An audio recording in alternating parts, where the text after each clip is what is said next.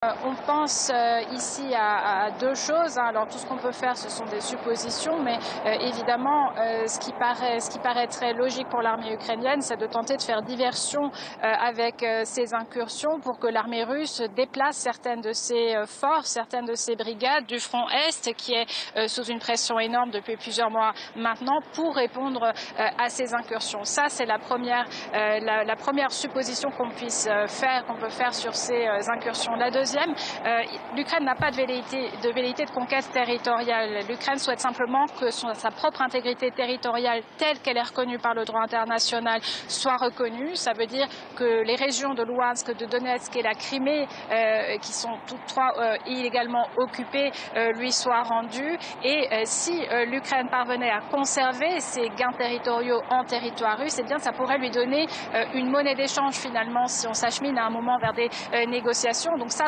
paraît les deux options envisageables, en tout cas vu le peu d'informations qu'on a côté ukrainien. En revanche, il y a quelques critiques aussi qui sont élevées ici en Ukraine, parce que ça nécessite apparemment, si les informations russes sont exactes, à l'armée ukrainienne d'avoir déplacé des brigades, d'avoir déplacé des centaines d'hommes et du matériel de valeur en Russie pour un résultat qu'on ne connaît pas encore. En tout cas, c'est une opération qui a surpris tout le monde, tant du côté russe que du côté ukrainien, une opération d'envergure comme on n'en avait plus vu depuis la tentative ratée de contre-offensive qui avait commencé l'été dernier.